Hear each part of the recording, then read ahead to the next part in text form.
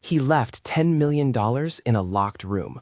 Only one person was allowed to open it, the daughter. What she did inside made the lawyers speechless. The mansion at Sterling Place kept its secrets like it kept its staff, well-ordered, quiet, and inexplicably sure. On the day the house emptied of the man who had to find it, its rooms held their breath.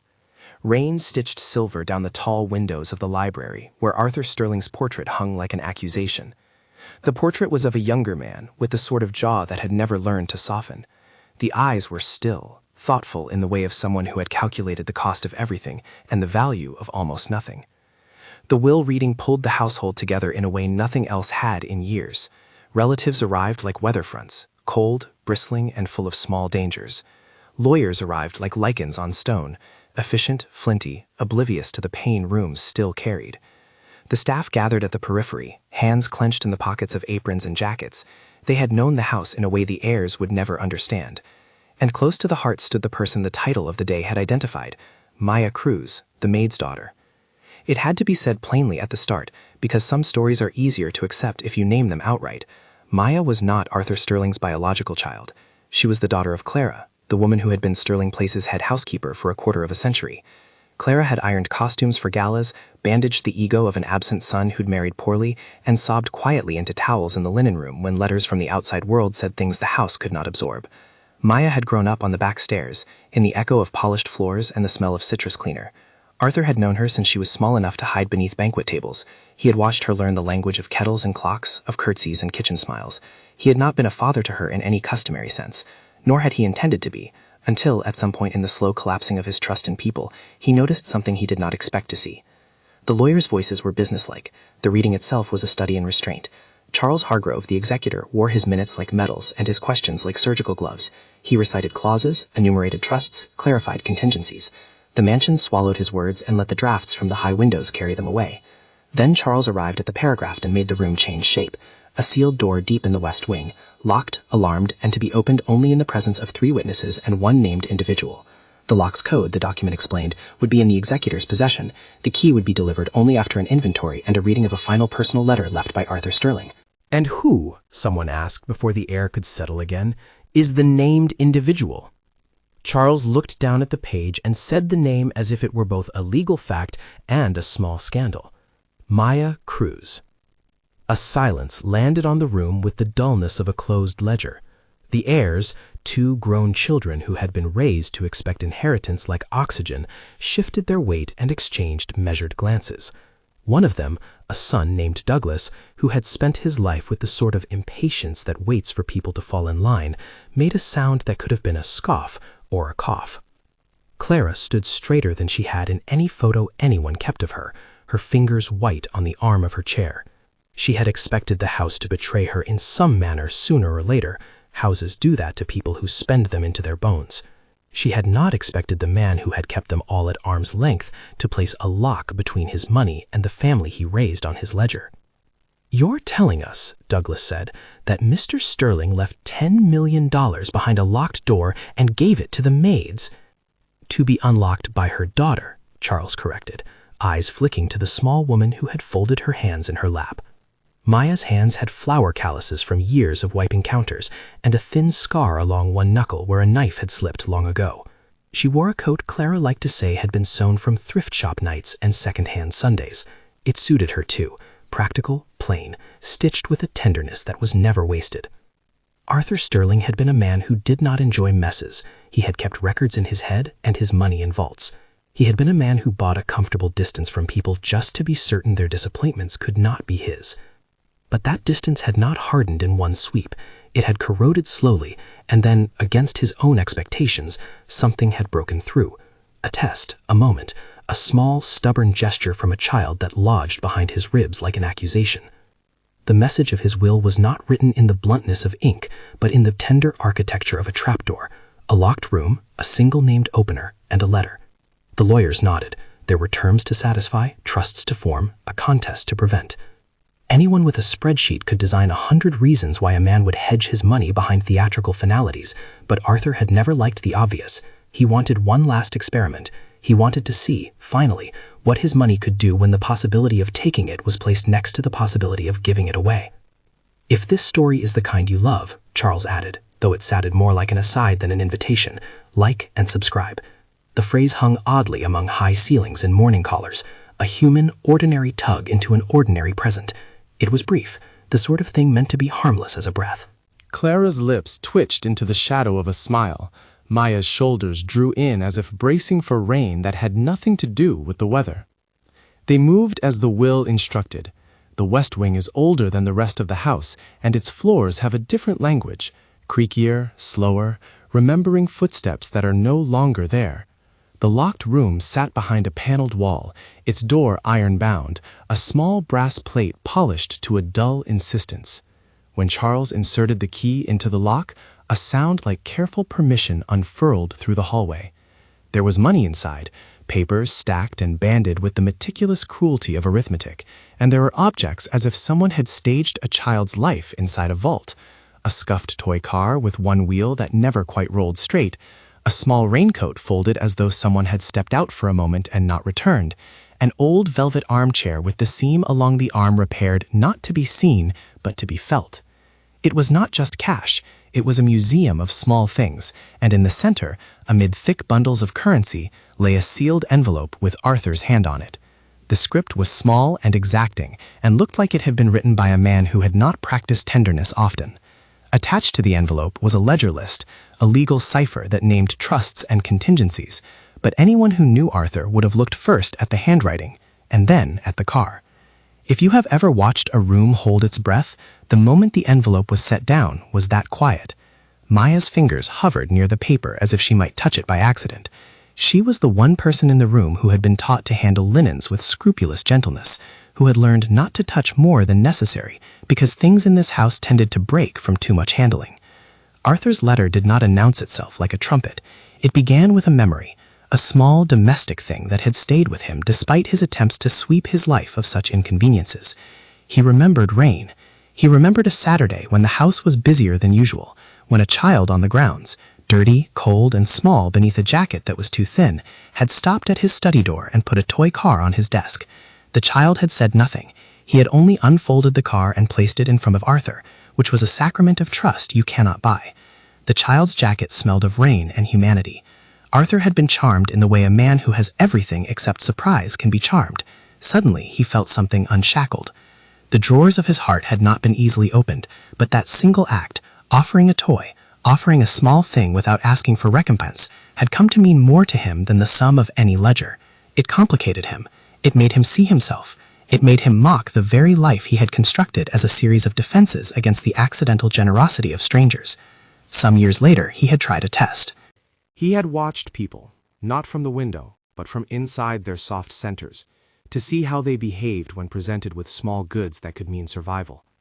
He had watched a handful of hands reach, and others choose to give. He kept those observations like bones in his pocket. He aged into a will that wanted to do more than move money. It wanted to teach. The room smelled faintly of dust and money, and the kind of citrus polish that implied order. Every person in the West Wing took in that scent and weighed whatever it was they had claimed as true about Arthur against what lay open on the velvet chair. Maya moved closer. She reached for the toy car and found that the wheel turned, then stuck, and then turned again. Imperfect, stubborn, beautiful. She laughed then, a little sound that startled Clara, because the car reminded her of someone else. "Who gave you that car?" she asked, a question that sounded like it belonged to a kitchen and not to a probate hearing. Maya looked up. Her face was a map of small contradictions, weariness stitched with something that might be fierce pride. "It was Mr. Sterling's," she answered, though the man had not been hers. "He kept it in his study. He liked to repair things." The toy car moved from her fingers to her palm. She turned it so the scuff would not show. The envelope sat heavy and promising behind it, and behind the envelope was a smaller box tied with string. Something in the string was familiar to her, like the way Clara bound linen bundles before a Sunday, and she realized with sudden clarity what Arthur had intended. He had not only bound money, he had bound memory to money. The security cameras, the lawyers, the family, and the staff watched as Maya opened the letter. Her hands were steady. She read in a voice that surprised everyone because it contained neither theatrical inflection nor professional reserve. It was the voice of someone who had learned to speak plainly in a house that preferred obfuscation. "My dear," Arthur had written, "I have spent my life avoiding the risk of being wrong about people. For that mistake, I apologize. And now, dying, I must set a final lesson that I hope I learned too late. I ask only that you prove me right about one thing, that the smallest acts measure us truer than our bank accounts. The letter continued in a way that folded memory into instruction. He told of the rainy Saturday, the child, the jacket, the toy. He told of how that observation had rooted something like regret inside him, and how he had tried, late in life, to correct his course by creating a situation where money would either reveal greed or breed something like mercy. He wanted his fortune to be used to bless, not merely to enlarge fortunes. He wanted a test, not for others, but for himself. Would the person he chose to face his money understand it the way he hoped? Maya's face changed slowly as she read. She did not read in a frantic way. She moved through the letter with the precision of someone who had to consider what to do with what she knew. At a line that said quite plainly, "If you can find a way to make this sum a source of repair rather than ruin, do so," she stopped. Her eyes went to the room again, to the piles of cash and to the scuffed toy car. Her mind walked the path of a kitchen and a hospital waiting room, and the letter Clara had tucked away months ago, a bill, an eviction notice, a hand-lettered list of debts that had become a quiet ache under Clara's mattress. There was a lawful way to proceed, of course. The lawyers would have drafted forms, would have suggested trusts, taxes, and options. They would have valued discretion. They would have whispered about precedent and fiduciary duty. But the letter had been personal. It had been less a set of conditions than a plea. Arthur's voice had asked for courage rather than compliance. Maya did something quiet in the West Wing that had already begun to unmoor certain expectations. She took the toy car and slid it into the pocket of her coat. It was a small theft, perhaps, but it had a different geometry than greed. She had learned years ago that small things carry the gravity of memory.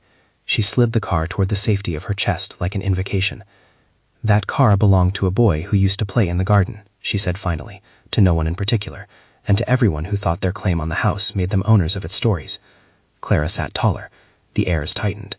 The room smelled like rain again, the only honest weather left in the house. Within the envelope, under the letter, was a second sealed note. The lawyers had prepared to read legalese. This was not legalese. It was Arthur's attempt at repentance, or at least explanation. "There is more than money in that room," he had written. "There is a chance to turn an account into a life. The West Wing holds, besides the cash, the story I learned too late, that generosity is contagious when someone of means chooses to be infected by it." Maya's breath fogged the air for a second, though there was no obvious chill. She thought of Clara's mortgage notice, an old piece of paper with a corner chewed off from worry. She thought of the neighbor's child who had needed braces and couldn't get them. She thought of small people in a big house who had been taught to make their needs invisible. She thought of the toy's wheel, how it refused to roll straight yet kept trying. Her decision began then, not fully formed, but like a seed that knows the geography of the soil well enough to start reaching. The action she took was not grand. It did not come with a speech or with fanfare. It was simple, and in its simplicity, devastatingly decisive. She produced from her bag a list, Clara's list actually, a hand-ruled paper of names and debts, of small tragedies and quiet needs. She placed that list on top of the last stack of bills, smoothing it flat as if pressing a palm to the world and asking it to hold. Maya spoke before she realized her voice had been called upon. "This house has never been for us," she said. "But if Mr. Sterling wanted to teach something, then teach it. These people, some of them worked for him for more years than my father lived, shouldn't be left to choose between heat and medicine. If this money is what he meant it to be, then let it be for them first." There was a ripple in the room. Heirs' faces hardened as if the suggestion had scratched them. The lawyers turned their heads and performed the visible motions of professionals who must prefer order to improvisation. Clara reached for Maya's hand and did not say anything because words would have been too bracing. The paper with the names trembled between the stacks of currency like a confessional. Charles Hargrove adjusted his glasses. He performed a ritual of legality that made the room feel smaller. "You understand," he said in the tone of someone explaining gravity to a child, "that Mr. Sterling's will has specific provisions about discretionary actions. Any use of these funds must comply with the conditions I was given. Would you please—" Maya looked at him steadily. She could have been cowed. She had little experience of being granted authority, but she had been given an extraordinary permission by an extraordinary man, and with that permission came an odd sort of obligation. "I understand," she said. "But I also have his letter here." She tapped the envelope at her chest. "It asks me, in his own words, to make an act of repair. If there are tests of law, I will follow them, but there is also a test of conscience, and I am choosing now." Her voice was small and steady, and there was a light that made the grown children look suddenly younger and angrier. In the kitchen, someone dropped a spoon and did not pick it up. The house listened. What happened next was the kind of scene that a will-reading seminar might summarize with bullet points and heavy italics. The named person in possession of the letter declared an intention that ran counter to the private assumptions of the heirs. It was, legally, a complication. Emotionally, it was a revelation. Maya did not reach for the money to darken it with the kind of private acquisition that had defined the family for generations. She did something else. She folded Arthur's letter along an old crease, placed the list of names on top of the leather-bound book where a ledger would normally be kept, and announced, with more calm than the room expected, that she intended to petition to redirect a portion of the funds immediately to cover pressing debts of the staff and to establish a small emergency fund for those in the neighborhood who could not get help otherwise. There were procedural murmurs. Lawyers were efficient at turning human appeals into paperwork. A murmuring like the low hum of the house ran through the attendees. This was not the moment for an argument of abstract charity and structured trust. It was the moment for a decision in which a woman who had known the house from the other side of the door asked for justice before legacy. Douglas leaned forward. "You can't just," he started. "You can't either," Maya replied, and everyone in the room heard it as if she had thrown a pebble into some shallow water and it had made a circle that reached even where it was not wanted. "You did not build this house. You were sponsored by its stores, but my mother and the rest of them kept it running. If Mr. Sterling wanted his money to be used to repair and not to enrich, then I will use what I can now to stop a furnace from going cold and a medicine from being skipped. Later we will work the legal forms. But this," she tapped the list again, "these can't wait." It was a modest blasphemy against a family script. The heirs murmured indignation, in tones adults reserve for small upsets and lost privileges. The lawyers made notes and glanced at legal texts no one else could see. Clara's knuckles went white on the chair arm and then softened as she let herself hope. The toy car rested in Maya's palm as if watching the scene, like a tiny, crooked eye. Arthur's letter, which had been meant to be a private confession and an instruction, now became armor and proof. Maya opened to the page where he had written in that small, fiercely honest hand, "Money can be a tool or a weapon. I spent my life choosing the latter. If you choose to turn it into a tool for repair, you will have done me more good than I earned in a lifetime." Those words were not a legal instrument.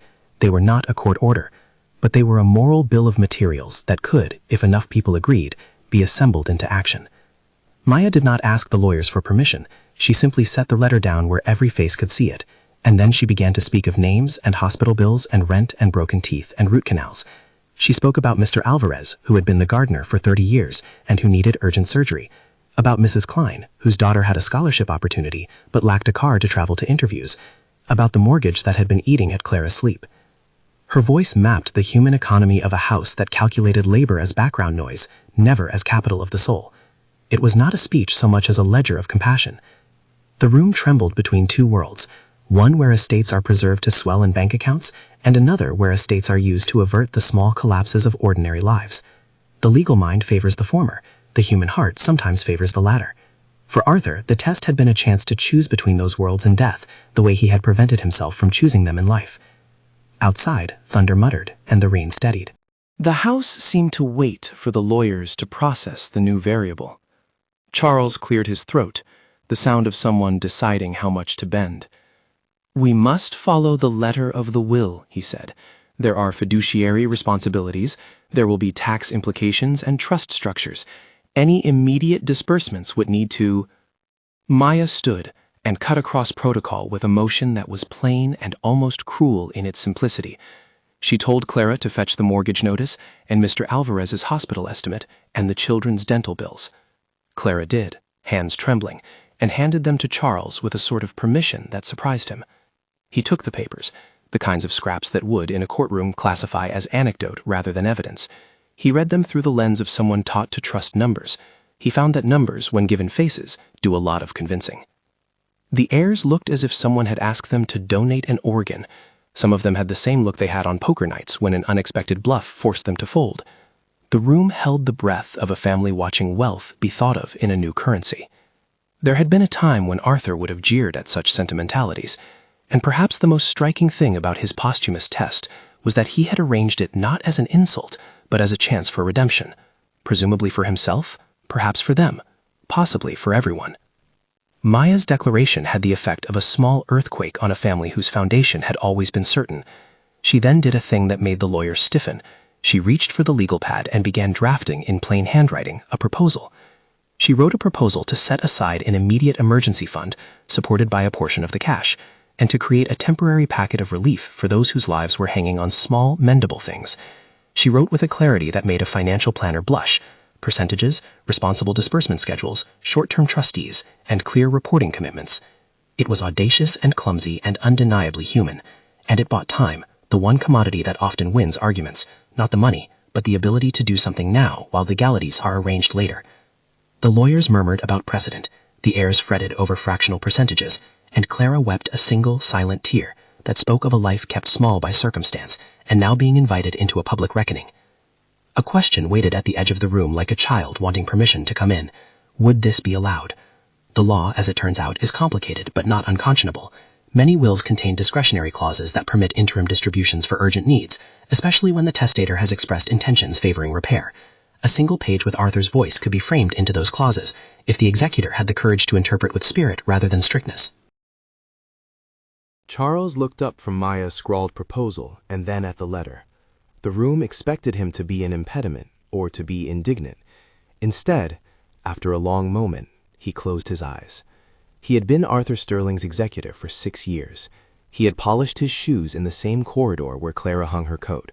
Somewhere, in the narrow compartment that is the life of a professional, he had stored a memory of Arthur in a way that was not entirely contemptuous.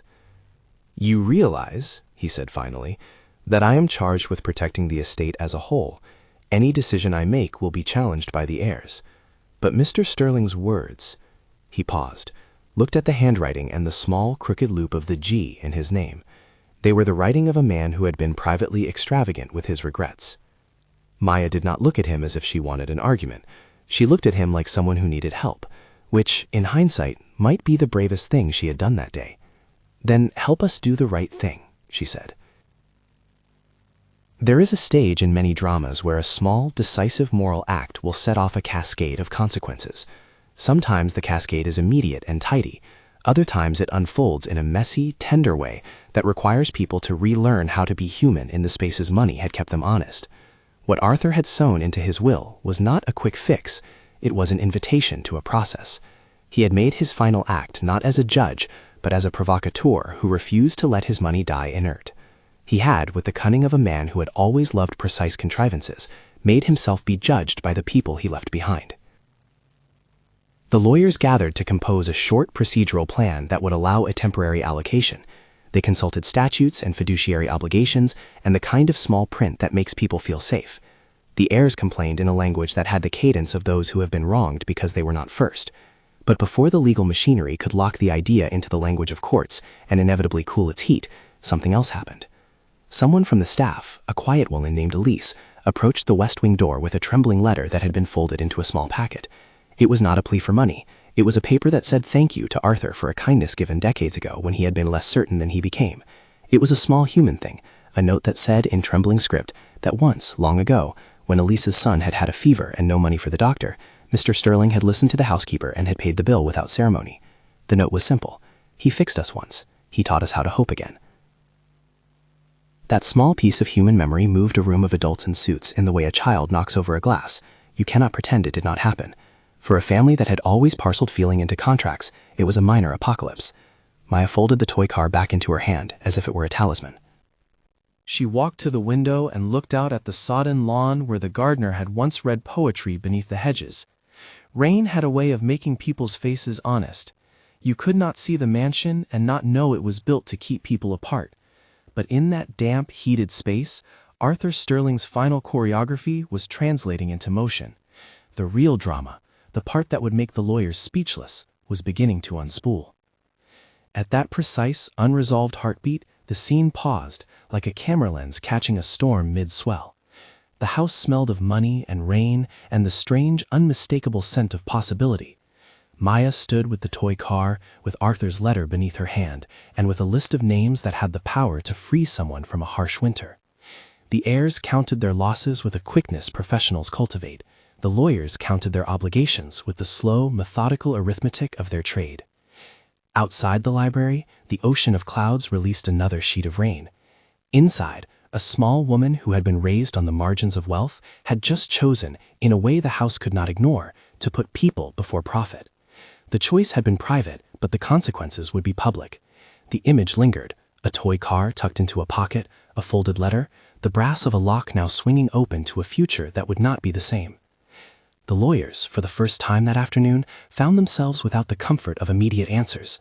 They had expected a will to be a neat closure, a place where money could go to die softly. Instead, they were staring at a living instruction and a named opener who had decided to make a test of it.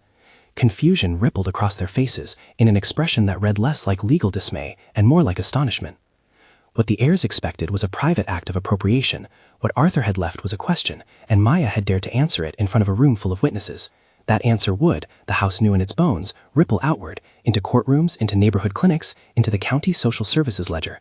It would not be neat. It would be, perhaps, exactly the sort of thing Arthur himself could have avoided if he had wanted to keep peace, but he had not. And so, in the quiet between thunderclaps, as the legal minds prepared their arguments and the heirs braced to protect what they were used to protecting, the house held one more breath. Maya folded the letter and replaced it into the envelope. She pushed the scuffed toy car back into her breast pocket and smoothed her coat. Then she walked towards Charles Hargrove, towards the polished desk that had held his law books for decades, and handed him a copy of the proposal she had written with an unsteady hand and a brave heart. Charles accepted the paper with the slight reluctance of someone who understands process, and the sharper awareness of someone who had not expected to be asked to bend in the name of an old man's repentant whim. He read the top line and felt, in the small, almost invisible way that habits reroute thought, that this would be remembered. He felt the twinge of a verdict that is not written in law, but in the private ledger of who we claim to be. The storm outside borrowed a light that came through the high windows, and for a moment it softened the sharp edges in the room. The moment was fragile and enormous at once. Something had been set in motion that could not be replaced with formalities alone. And then, as if the house itself wanted to make sure the world took proper notice, the locked room door, which had been opened for a handful of witnesses, closed on 3 slow, deliberate clicks, each one a small punctuation in a story that would not finish that day. The sound of those clicks held the weight of a judgment rendered quietly, in the language of timber and brass. No one in Sterling Place that day would claim they understood everything that would happen next. Lawyers began to confer. Heirs began to pull together counsels. Staff gathered in small knots to whisper praise and fear. But the crucial thing, the pivot of the story, had occurred not in legalese but in human terms. A woman who had grown between stairs and kitchens had taken a man's conflicted legacy and turned it, with a toy car in her pocket, into a question of what money was for. The room had not yet decided whether to bless or to resist that question. It had, however, been forced to ask itself a softer one. What do we owe to people who keep our lives whole while the rest of us make fortunes? As the guests dispersed into the wet afternoon and the lawyers made their quiet, uncomfortable calls, Maya walked out of the west wing with Clara at her side. The toy car clicked against her coat each time she moved.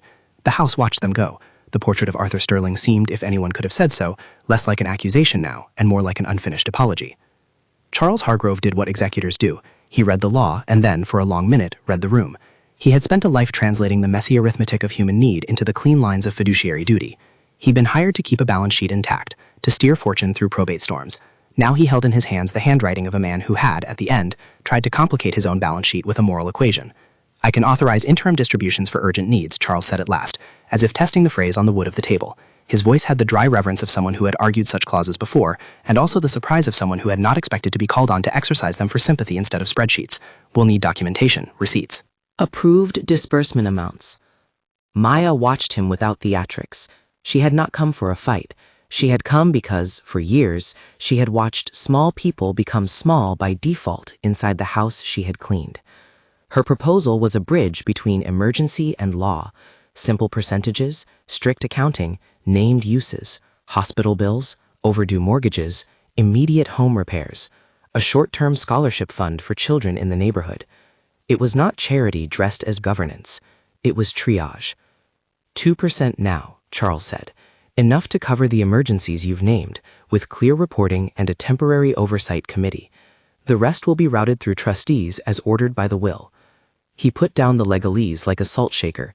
necessary, modest, binding enough to keep angry relatives from dissolving into litigation at that very moment.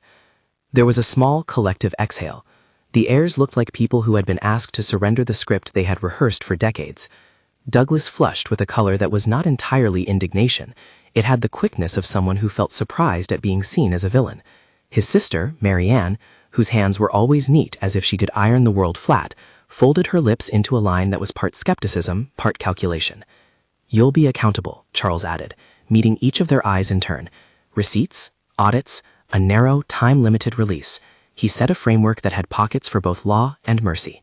In the hush that followed, Clara put her hand on Maya's shoulder with the modesty of people who know what it takes to survive on the margins. Not heroics, only a life of small, stubborn decisions. From the West Wing, the house seemed gradually to unclench. A decision had been made that allowed immediate, tangible relief to take first place. That relief arrived in the form of an ambulance bill paid by the estate before nightfall, a mortgage notice stamped satisfied that Clara carried home in her apron pocket, a local clinic receiving a check for equipment needed the next week. The staff folded into the news like people who had learned to believe things by practice. They cried, of course, as people do when decades of worry are gathered into a single piece of paper and then folded away. Word traveled like a draft through the estate. Neighbors heard, then friends, then the town's social workers who had been passed from office to office in their own bind. The story, Rich Man's Will, Unexpected Opener, Small Woman Who Chose People, slid into conversations, into the kind of gossip that became neighborhood prayer.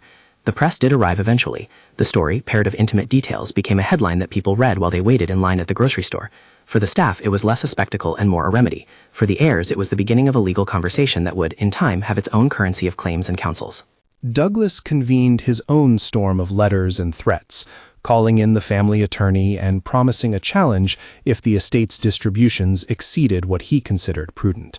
His anger was honest. It was the anger of someone who had been raised to expect that privilege was his by default. Maya did not dodge him. She met his anger with the isness of her own life, the knowledge that not all ladders are climbed by the same means. "You aren't taking anything," she told him plainly, at a moment when the heirs crowded the library and the rain was a steady percussion on the panes. "I'm asking the estate to fix what's immediately broken.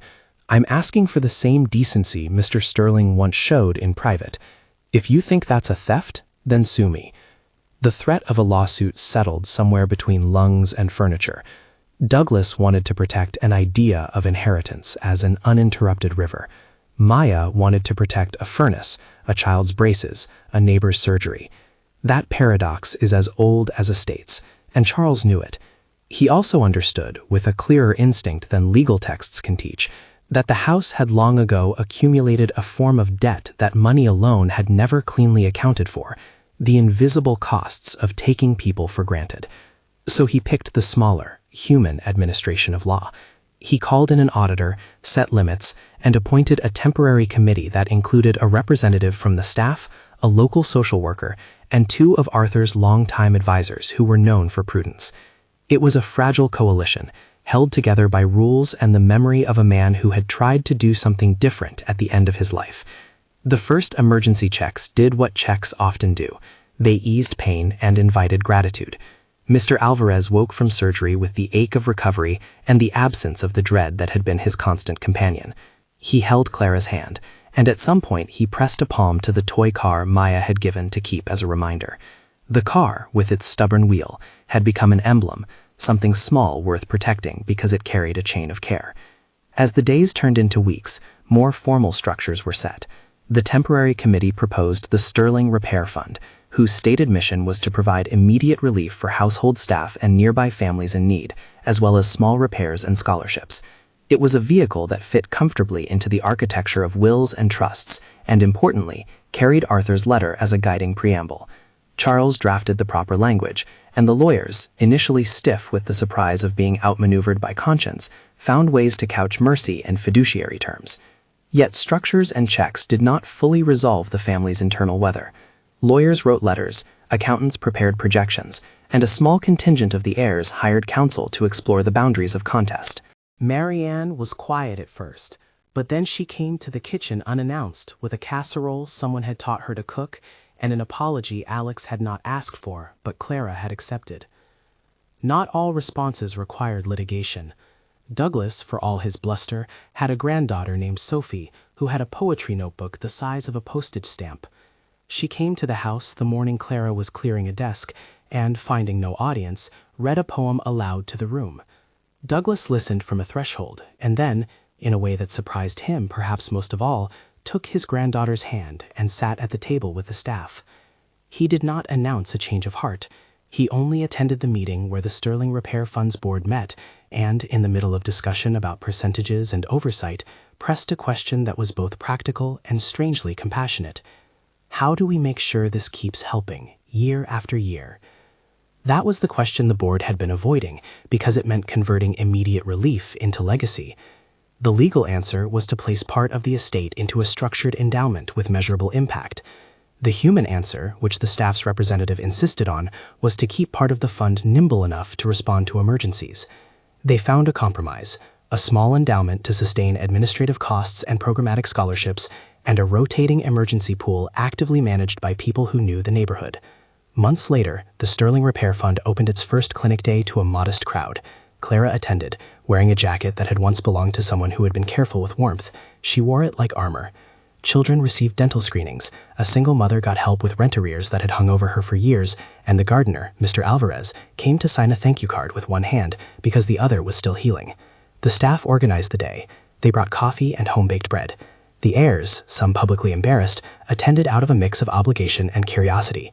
The local paper printed a paragraph that mentioned the unexpected executor and the maid's daughter who became a steward. The legal challenges faded, not because lawyers changed their minds, but because courtrooms have a way of taking heat out of decisions and making people forget the feel of a furnace turning on the night someone cannot pay. Court battles eat into estates and into dignity. They make everyone poorer. The heirs negotiated, some grudgingly, some gratefully, until the complaints withered under the practicalities of a plan that kept accountability intact and demonstrated clear outcomes. As the immediate needs were addressed, Maya's role shifted from emergency manager to steward. She learned, quickly and sometimes painfully, how to meet accountants and fund managers and explain to them the worth of repairing a roof like the worth of sending a child to school. She kept the toy car in her pocket, and when things were especially difficult, she would take it out and feel the uneven wheel move beneath her thumb, and remember a rainy Saturday she had never lived, but had been told about so many times it felt like memory. There were smaller reconciliations that meant more.